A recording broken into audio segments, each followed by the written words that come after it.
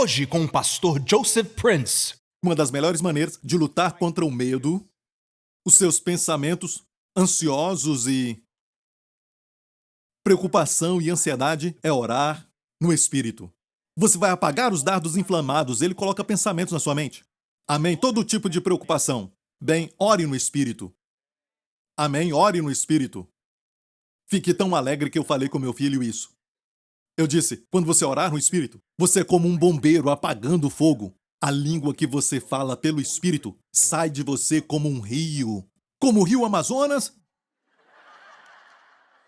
Sim, eu disse como o Amazonas. Bem, olha isso. Ok. Apagar todos. Diga apagar todos. Diga todos. Você gosta dessa palavra? Tomai também o capacete da salvação e o resto dessa armadura estão todos no particípio. Ok? Estão no particípio. Mas aqui está o primeiro imperativo, no grego. É uma ordem. Tomai o capacete quer dizer receba o capacete da salvação. É a palavra receber. E está no imperativo. Receba o capacete da salvação e a espada do Espírito, que é a palavra de Deus, orando em todo o tempo com toda a oração. Vamos parar um pouco. Vamos olhar todos os itens.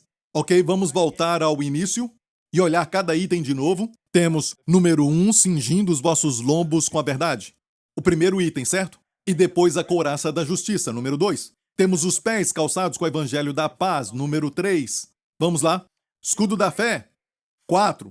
Capacete da salvação, 5. Espada do Espírito, 6. Deus nunca para no 6. Qual é o sétimo? Sétimo é este, orando em todo o tempo com toda a oração e súplica. Quero te falar algo muito poderoso aqui. Eu não sei por que eles não traduziram a primeira palavra no grego. Se você ler no grego, este verso 18 em grego, a primeira palavra no grego é a palavra dia. E dia quer dizer através de, pela instrumentalidade daquilo.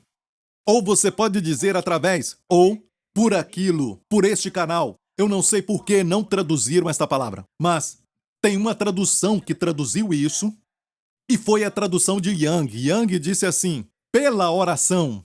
Você recebe o capacete da salvação, você recebe a espada do Espírito, que é a palavra de Deus, pela dia, através da oração, com toda a oração e súplica, orando o tempo todo no Espírito.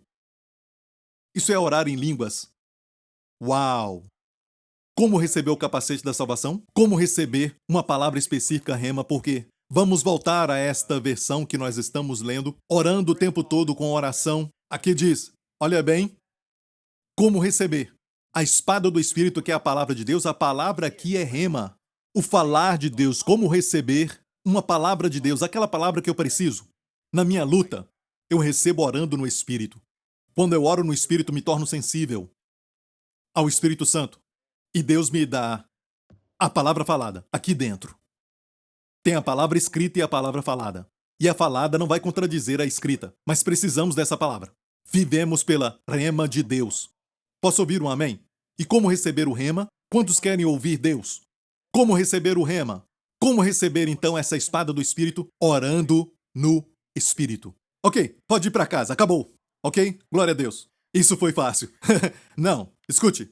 É orando no Espírito, mas o capacete da salvação, observe isso, é a primeira vez que o verbo está no imperativo. É Deus dizendo, você tem todos os itens, agora! Receba no imperativo, através do verbo imperativo. Receba! Receba o capacete da salvação e receba a espada do Espírito, através da oração, em todo o tempo, no Espírito. Quando eu oro no Espírito, a primeira coisa que eu recebo é o capacete da salvação. Esse capacete da salvação em 1 Tessalonicenses nos fala, vamos ver, mas nós que somos do dia sejamos sóbrios, vestindo-nos da couraça, olha bem, tendo por capacete a esperança da salvação. O mesmo escritor Paulo disse, a esperança da salvação, viu isso? A esperança da salvação, olha em Efésios 6. O que é o capacete da salvação? E é por isso que eu percebi que, quando você fala à igreja, você tem que ensinar à igreja que existe a possibilidade de, se fizer algo, perder a salvação. Eu vou te dizer isso.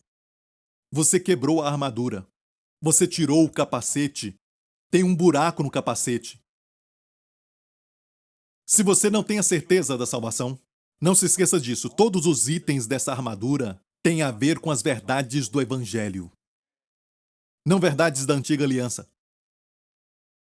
Olha, os 10 mandamentos são verdadeiros, mas uma verdade para aquele dia e época. E não estamos mais nisso. Hoje só temos um novo mandamento: amai-vos uns aos outros, como eu vos amei. Quanto mais descobrimos o quanto Jesus nos ama, mais nós amamos. É o único mandamento. Fomos chamados a viver este amor. Posso ouvir um amém? Amém. Não fomos chamados para amargura, ressentimento, ira, falta de perdão. Você vai sofrer. Não importa o que alguém fez contra você, perdoa aquela pessoa para o seu bem. Amém? É o único mandamento que temos. E só podemos cumprir este porque a última parte o torna possível. Como eu vos amei.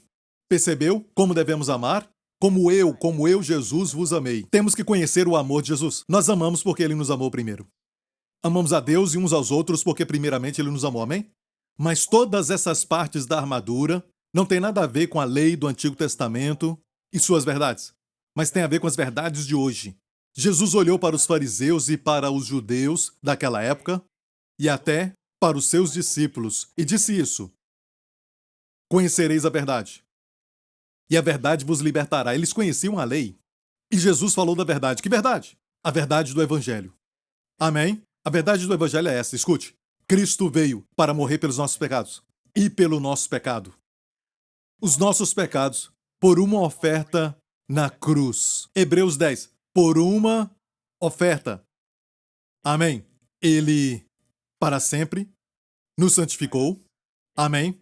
Por uma oferta somente, fomos aperfeiçoados para sempre. Perfeitos não em termos do nosso comportamento, mas na nossa consciência.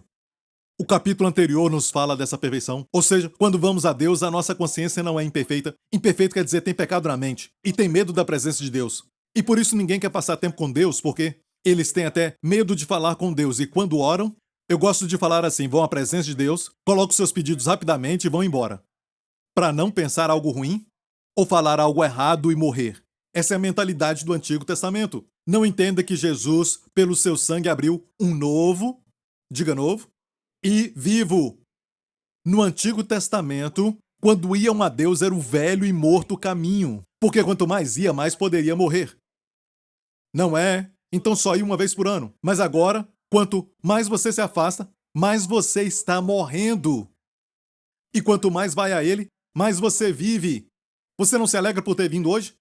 Amém? Você não se alegra que o Senhor te deu uma nova dose de refrigério e renovou a sua mocidade? Muitos receberam e você nem sabe. Olha, o seu rosto está brilhando!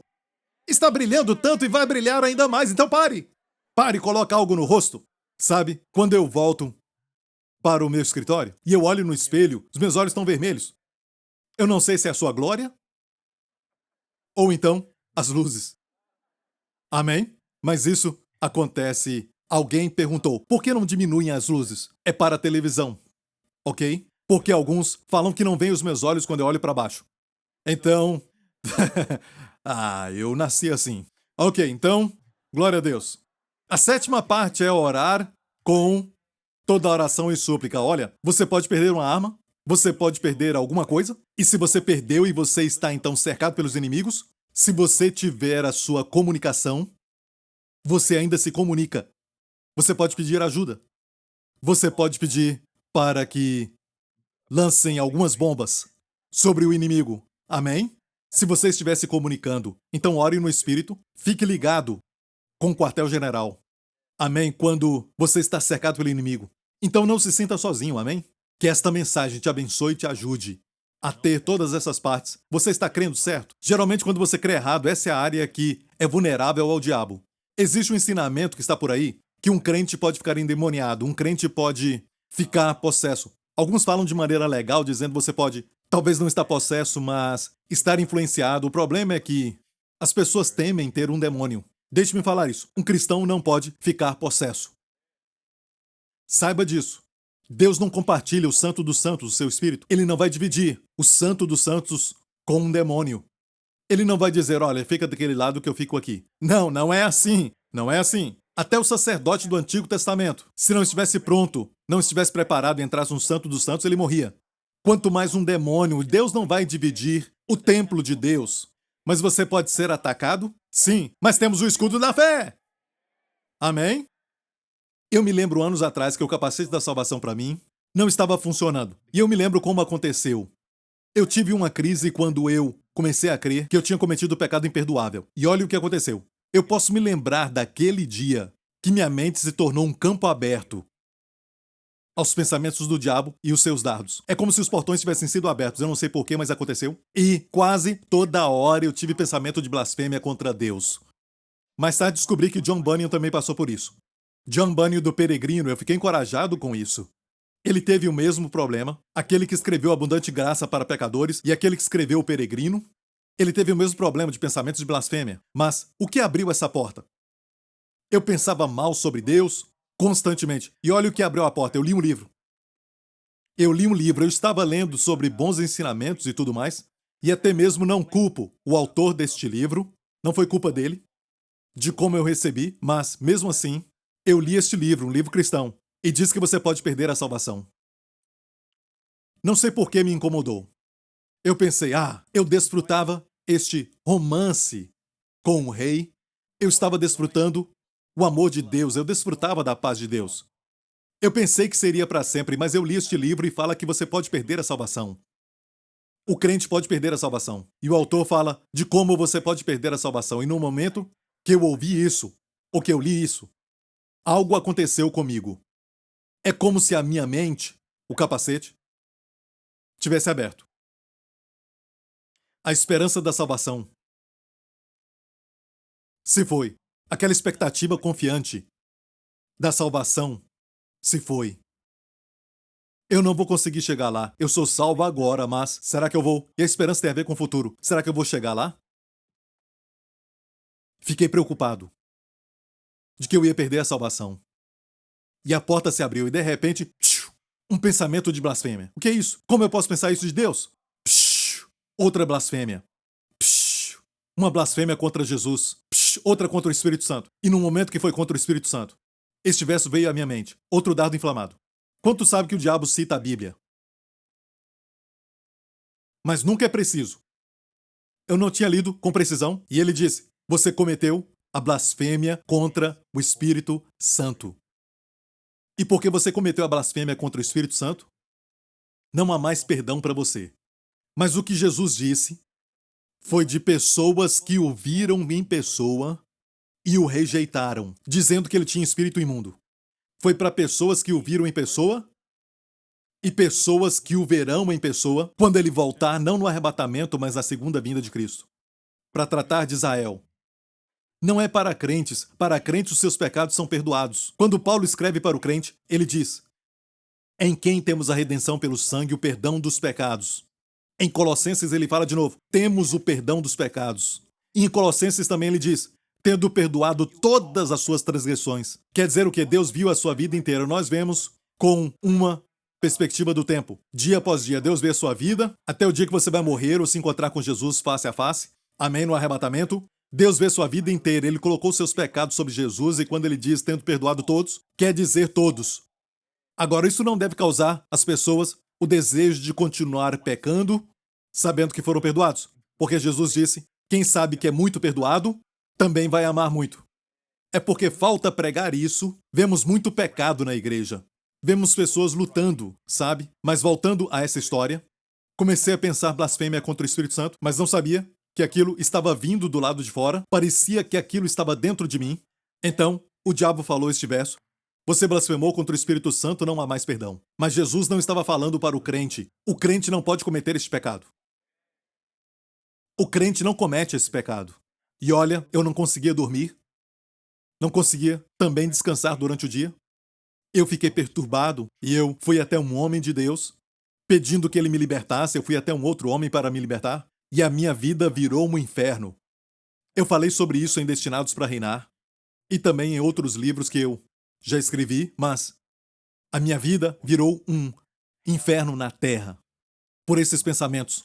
Eles ficaram tenebrosos. E quanto mais ficava assim, mais pensava mal sobre Deus. Sabe? E tudo porque eu acreditei. E foi esta área que foi atacada. Então o capacete da salvação não estava funcionando por causa de crença errada. Mas quando Deus me resgatou, e foi quando ele me introduziu ao Evangelho da Graça, quando Deus me mostrou que eu era salvo. E a Bíblia diz, tendo obtido redenção eterna, eu os dei vida eterna. Ninguém pode tirá-los da minha mão. O meu Pai é maior do que todos. Amém? Ele os tem me dado, e ninguém pode tomá-los. Das mãos do meu Pai, você está nas mãos de Deus e nas mãos de Jesus. Estamos protegidos. A tendência da carne, a carne é tão má que vai tentar dizer, e se você pular dali? Olha, a carne sempre quer encontrar algo para extrair a derrota das garras da vitória.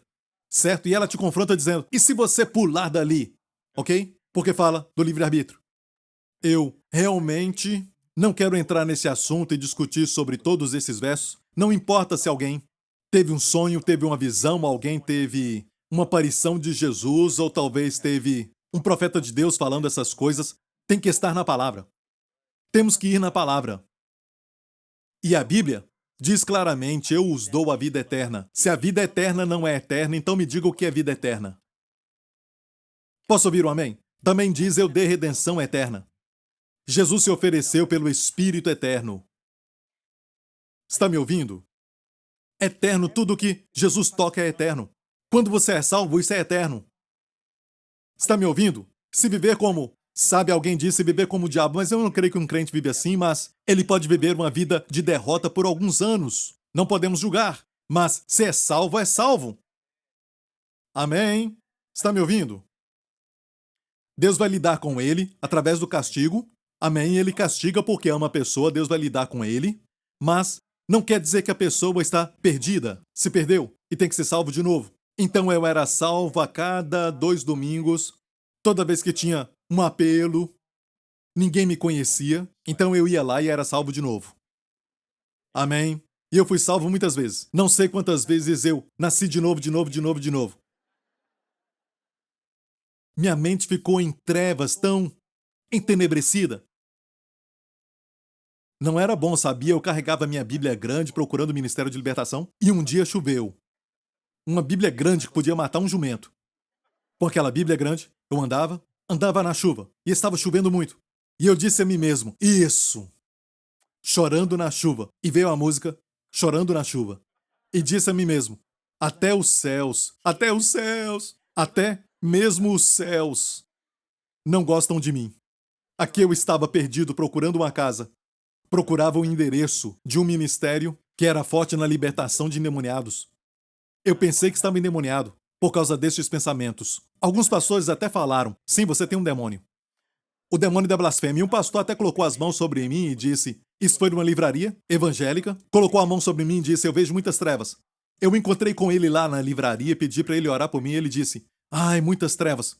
Eu vejo muitas trevas na sua mente. E foi embora. Nunca vou me esquecer, ele foi embora depois disso. E eu fiquei.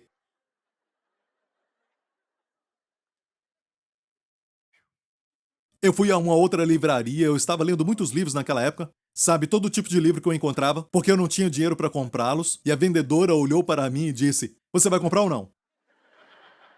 Eu colocava o livro de volta e saía bem devagar, e eu vi então alguns jovens procurando alguns livros.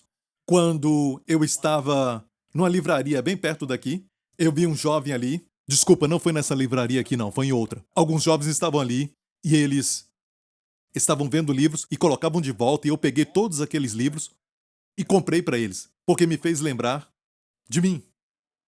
Aquela vendedora da livraria não sabia que ela estava falando com um pastor, que seria também um autor de livros um dia.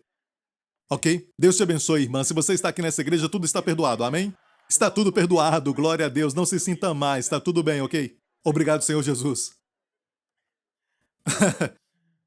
Era tão triste, até o céu estava chorando, sabe? O céu me rejeitou. Sabe, eu só estou andando na chuva. Minha Bíblia ficou encharcada, eu também, e nem me importava. Eu pensei que tinha perdido a salvação e eu caminhei por essa rua. Eu estava até evangelizando, crendo que todas essas pessoas iam para o céu. E eu indo para o inferno. Eu fazia isso pensando que estava indo para o inferno. Eu tinha perdido minha salvação. Amém? Eles estavam indo para o céu. E talvez quando eles fossem para o céu, Deus perguntaria para eles, quem te evangelizou? Eles diriam, o Joseph Prince, certo? E Deus pensaria em mim no inferno. Eu pensava assim, foi terrível. Alguns me escutam e dizem: "Ah, você foi tão afligido, né? Por isso que você prega assim." Não, não, todo mundo passa por isso, de alguma forma. Eu fui chamado para pregar o evangelho da graça. E eu creio que, por causa do meu chamado, eu passei por essa experiência tão extrema, amém? Para poder entender o tormento que as pessoas passam quando passam por depressão. Eu entendo isso muito bem. Eu já passei por isso. Amém? O que me libertou foi o evangelho da graça. E naqueles dias eu confessava todo o pecado que eu cometia, eu confessava todo dia, confessava muito mais do que todos vocês juntos.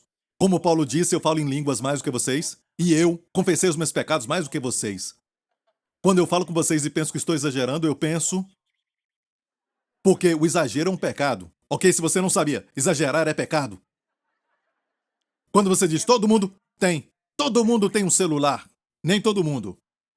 Depois então eu confesso, me perdoe, eu disse todo mundo. Sabe, cada detalhe, se eu sentir que eu, até mesmo, tive desejo pelo sexo oposto, é lascívia, sabe, é lascívia. Eu não tenho que ter esses desejos. Certo? Eu confessava até os desejos, eu confessava pensamentos errados, confessava tudo. Por quê? Porque eu cria que até mesmo se um pecado escapasse, eu ficava fora da comunhão com Deus. Alguns discutem sobre relacionamento ou comunhão, é só uma palavra no grego, koinonia. Então não discuta comigo sobre comunhão ou relacionamentos, volta ao grego, ok? E se você olhar bem o verso de João, 1 João 1,9, você conhece o texto de 1 Com 1,9? Não conhece 1 Com 1,9? 1 Coríntios 1,9. Porque Deus é fiel, não eu. Fiel é Deus pelo qual foste chamados para a comunhão de seu Filho Jesus Cristo. Amém? Tenho comunhão com o seu Filho, não baseada na minha fidelidade. Eu tenho coinonia com seu Filho, e não é baseada na minha fidelidade. Deus é fiel, pelo qual foste chamados para a comunhão. Olha, escute isso. Eu cria que isso é para o crente, e cria também que todo crente precisava confessar todos os pecados, por isso eu confessava todo o pecado.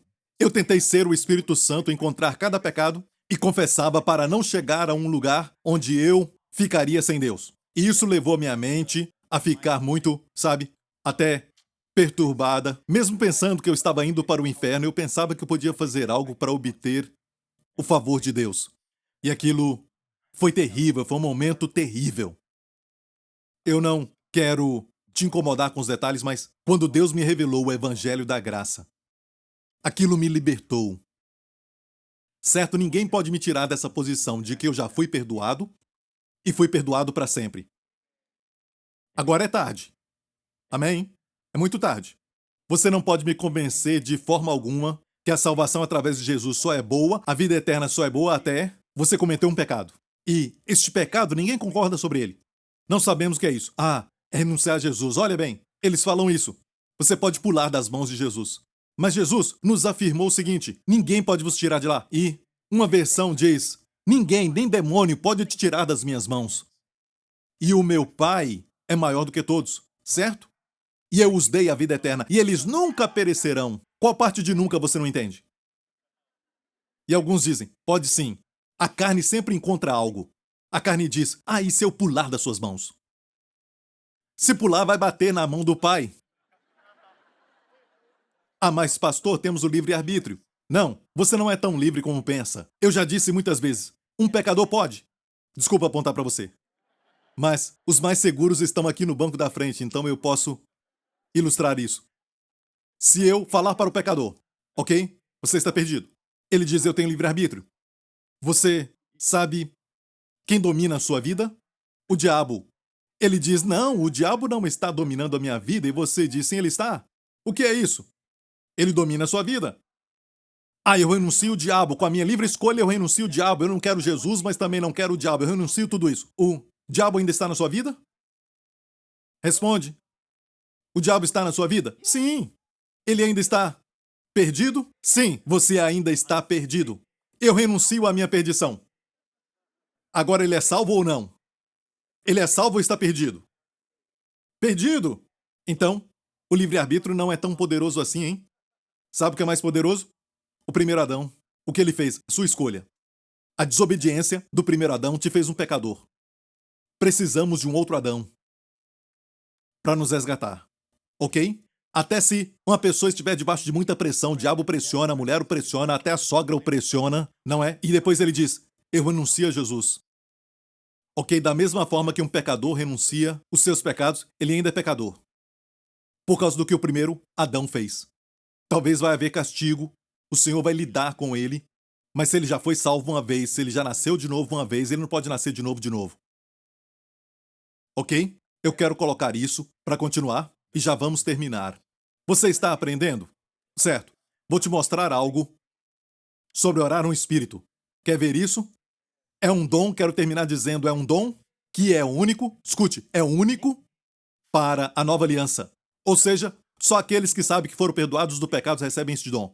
No primeiro Pentecostes, Deus deu os 10 mandamentos, a lei, no Monte Sinai. 3.000 pessoas morreram. No segundo Pentecoste, cumprindo o dia de Pentecostes, Deus deu o Espírito no Monte Sião. Certo? E 3.000 pessoas foram salvas. Então, a letra mata, o Espírito vivifica.